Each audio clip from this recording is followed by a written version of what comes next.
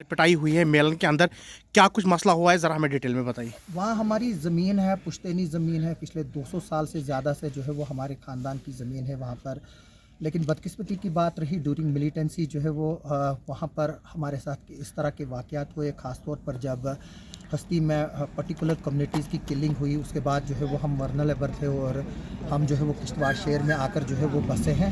हमारी पूरी फैमिली जो है, हमारे बाप दादा, मेरे फादर, मेरे बड़े कज़न ब्रदर्स जो है वो सभी मेलन में ही जो है वो पैदा हुए हैं। और जब मिलिटेंसी हुई, फिर हर एक की तरह जिस तरह से दूर दराज गाँवों के इलाकों से लोग भागकर जो है वो शहर की तरफ आए।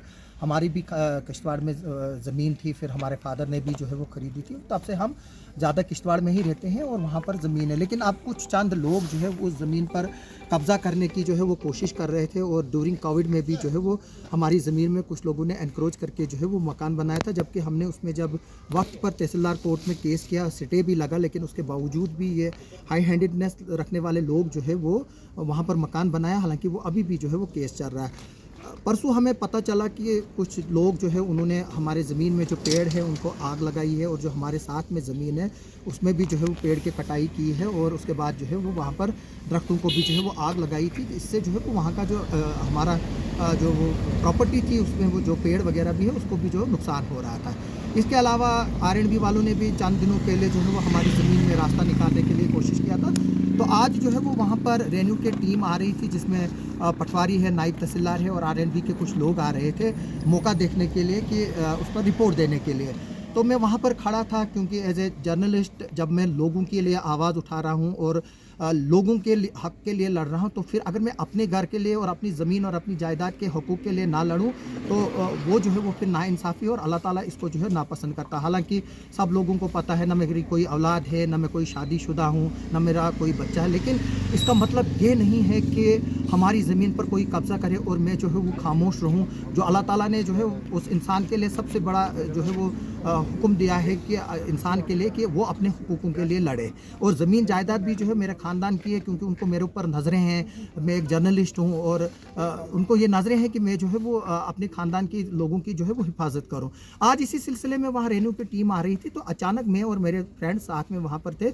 मैं उनको भी साथ लेके आया था। मैंने कहा कि चलो जी, आप मुझे वहाँ ड्रॉप कर लो, साथ में मैं आपको आज अपनी ज़मीन भी दिखाता हूँ।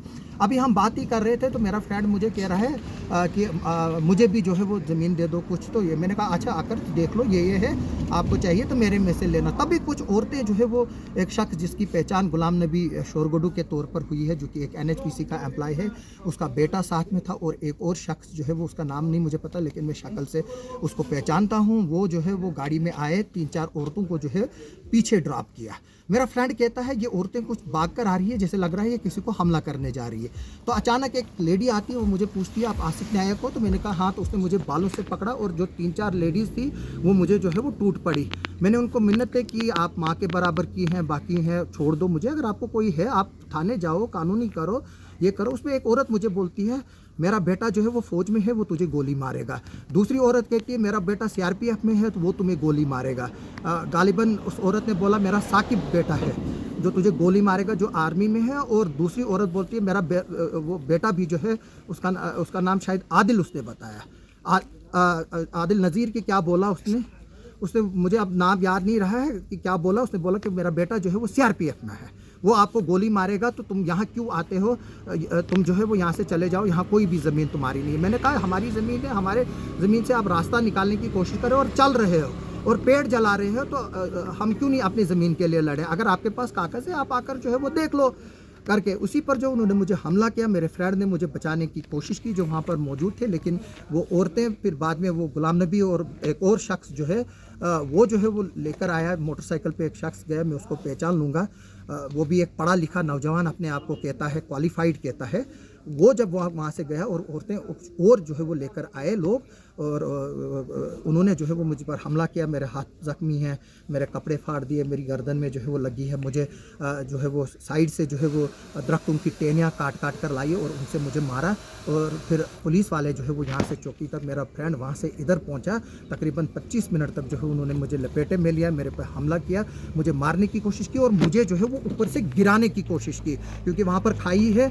तो फिर उन्होंने मुझे पीछे, फिर मैं अपने आप को खुद उनसे पीछे लेता गया, और मैंने जो ऊपर वाली साइड की दीवार है अपने आप को उसके साथ जो है वो जपेट लिया, तब तक पुलिस आई, वरना उन औरतों ने मुझे टांगों से उठाने की और बालों से पकड़कर नीचे जो है वो खाई में फेंकने की कोशिश की थी, ताकि ये जो है वो एक हादसा जो है उसको दिखा सके। आसिफ, बताया जा रहा है कि कल भी आप उस जगह पर स्टोरी पे गए थे, आपने कल भी स्टोरी की, बिल्कुल। पर आज भी आप गए थे और जिस आदमी के साथ आप गए थे और वो आज आपके सामने नहीं है, उस पर देखिए, मैंने उसको फ़ोन किया, उनका डिफरेंट मसला है, मैं क्यों किसी के लिए जाऊं, मैं अपनी ज़मीन के लिए जाऊं। हाँ, मसला ये है कि उनका और हमारा जो है वो एक ही मसला है, उनका पेड़ काटा गया तो उनके पेड़ को पूरी तरह जलाया गया है, हमारी पेड़ को आग लगाई गई है, हमारी ज़मीन में नीचे जो है वो मकान बनाया गया है, वो केस जो है वो कोर्ट में चल रहा है। लेकिन क्या इसका मतलब हम जो है वो अपनी जायदाद और ज़मीन को नहीं बचाए?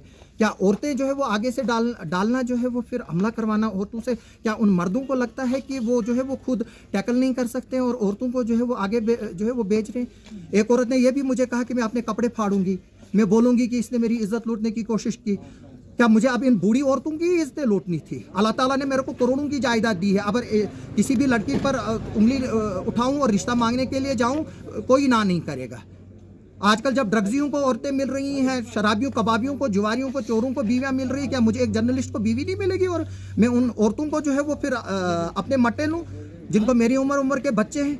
अब आप क्या चाहते हैं? मैं चाहता हूँ इंसाफ मिले। आप एज ए जर्नलिस्ट जो है आप देखिए, आपने क्या करना है, आप ही जो है वो बात कीजिए। आपको अगर लगता है कि मैं गलत हूँ एज ए कुलीग, आप जो है वो मेरे खिलाफ चलाइए, वरना अभी तो कल जाकर हाँ एग्री डिसएग्री कोई स्टोरी से किसी से हो सकता है।